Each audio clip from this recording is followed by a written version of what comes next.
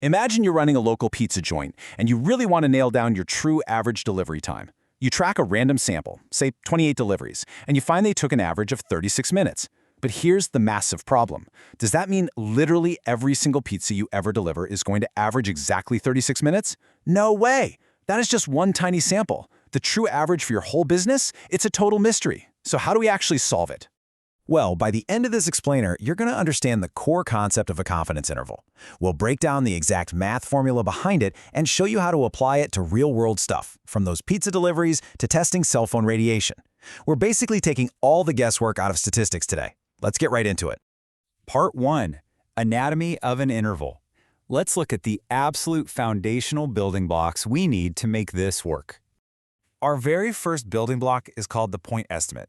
In statistics, when we don't know the true population mean, which we represent with that Greek letter mu, we just use our sample mean as our absolute best guess. We call this x bar. So going back to our pizza example, that sample mean of 36 minutes, that's our point estimate. Think of it as the dead center of our interval. But because it's only an estimate, we need a little bit of a cushion. And that cushion is our second building block. It's called the error bound for a population mean, or just EBM for short. You've probably heard this called the margin of error in everyday life. Now, creating a confidence interval is actually incredibly simple once you know this trick. You just take your point estimate, add the EBM to find your upper limit, and subtract the EBM to find your lower limit. Your true population mean is hiding somewhere inside that net. Part 2. Finding the z-score and calculating that error bound. Now you might be thinking, hold on, why are we using a z-score here? It's a super common question. The secret actually lies in the central limit theorem.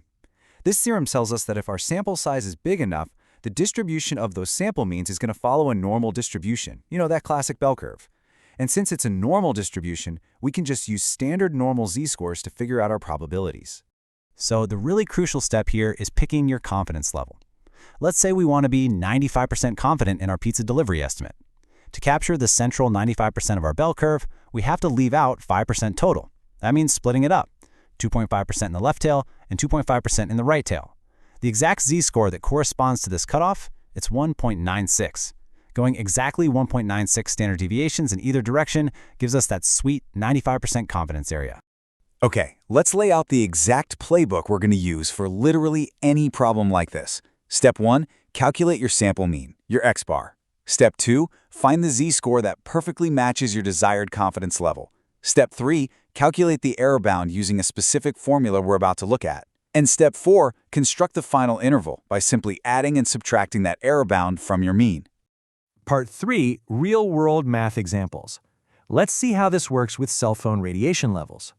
Take a look at this raw data. What we have here is a sample of specific absorption rate or SAR levels from various cell phones. Now, just for some context, to get certification here in the US, a phone has to sit under 1.6 watts per kilogram. We're looking at a sample size of 30 phones. Let's crunch the numbers and see what we find. Following our playbook, first we calculate the sample mean from our dataset. That comes out to 1.024. Next up, let's say we want to be really sure, like 98% confident in our final answer. The z-score for 98% confidence is 2.326. For this specific example, we're given a known population standard deviation of 0.337. And as we mentioned, our sample size, n, is 30. Now we just plug all of that right into our error bound formula. We multiply our z-score of 2.326 by the standard deviation, which is divided by the square root of our sample size. This perfectly illustrates the math in action, and the result? It's 0.1431 watts per kilogram. That right there is our margin of error. We just subtract it from our mean of 1.024, and then we add it to 1.024. And here is exactly how you need to write out your final answer. Seriously, if you're taking a stats exam, this phrasing is absolute gold. Quote, "We estimate with 98% confidence that the true SAR mean for the population of cell phones in the United States is between 0.8809 and 1.1671 watts per kilogram." Notice what we did there?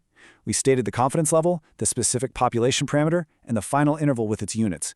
It is picture perfect. Part 4. Changing size and confidence. What happens when we start messing with the variables? Let's experiment with changing our confidence level first. Say we're looking at statistics exam scores with a sample mean of 68. If we're okay with just 90% confidence, our interval sits between 67.18 and 68.82.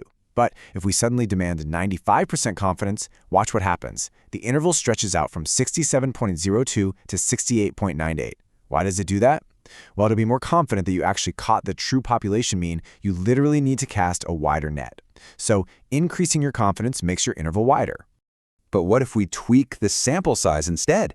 Let's say instead of only surveying 25 students, we go all out and survey 100 students. When you increase that sample size, you're gathering way more data, and more data naturally means less uncertainty. Mathematically speaking, you're dividing by a much larger square root of n in our formula. So pumping up your sample size actually drops your error bound, which gives you a much tighter, narrower, and far more precise interval. Part 5, Summary and Working Backwards. Let's look at how to uncover hidden variables. Picture this. You're reading a published medical study, but they don't hand you the raw data. They just vaguely state the 90% confidence interval is 67.18 to 68.82. Wait a second. How on earth do you figure out the sample mean and the error bound if they're completely hidden from you? We're going to have to reverse engineer it. It's actually a super clever, simple trick. Because the point estimate is always sitting exactly in the dead middle of a confidence interval. To find the hidden sample mean, all you do is average the upper and lower endpoints. Just add 67.18 and 68.82 together, divide that by 2, and boom, you found it. In this scenario, your hidden sample mean is exactly 68. Okay, so what about the margin of error?